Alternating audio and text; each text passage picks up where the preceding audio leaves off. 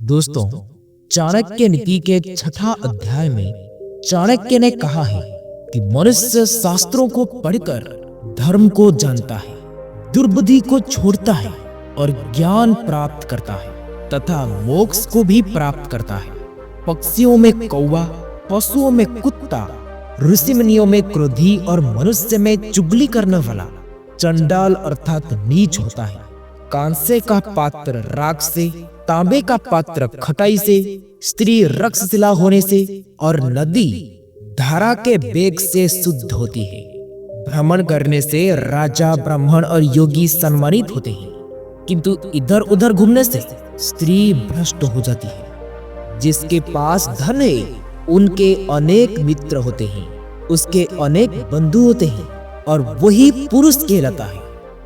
जैसा होनहार है वैसे ही उसकी बुद्धि खो जाती है, उद्योग धंधा खो जाता है और सहायक भी वैसे ही मिट जाते हैं। काल ही सभी प्राणियों को खा जाता है और काल ही प्रजा का नाश करता है। जब पूरा संसार सोए रहता है उस समय भी काल जगता है और काल को कोई टाल नहीं सकता।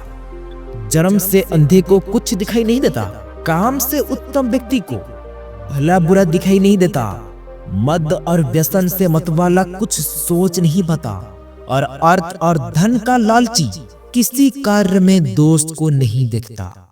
जीव स्वयं ही कर्म करता है, उसका फल भी स्वयं ही भोगता है। वो स्वयं ही इस संसार की मोह माया के भ्रम में फंसता है और अपने आप ही उससे मुक्त होता है।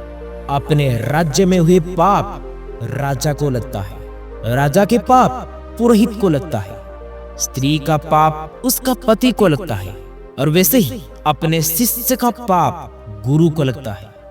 ऋण लेने वाला पिता शत्रु है, व्यभिचारिणी माता शत्रु है, मूर्ख संतान शत्रु है और सुंदर पत्नी स्त्री शत्रु है। अर्थात आप इनके वजह से कभी भी मुश्किलों में पड़ सकते हैं और इसलिए सतर्क रहें। अर्थ ये नहीं है कि आप इनसे शत्रु जैसे व्यवहार करें। लोभी को धन से, अहंकारी को हाथ जोड़ने से, मूर्ख को उसके अनुसार व्यवहार करने से और पंडित को सच्चाई से वश में करना चाहिए। अगर राज्य भी ना हो तो भी अच्छा है, परंतु दुष्ट राजा का होना कभी अच्छा नहीं है। बिना मित्र का रहना अच्छा है, किंतु दुष्ट मित्र का होना उचित नहीं है।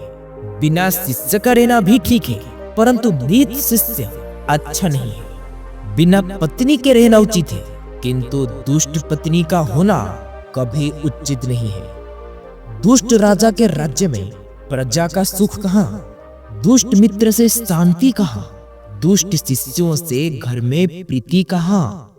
शेर और बगुले से एक एक, गधे से 3, मुर्ग से 4, कौवे से 5 और कुत्ते से 6 गुण मनुष्य को सीखने चाहिए।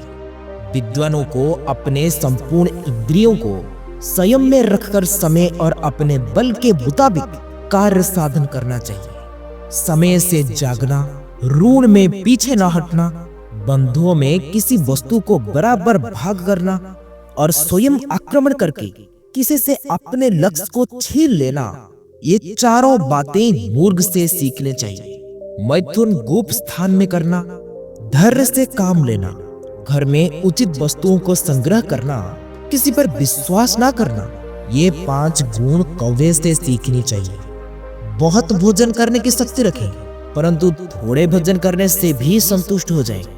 गहरे नींद में सोएं, परंतु जरा सही खटके पर ही जाग जाएं।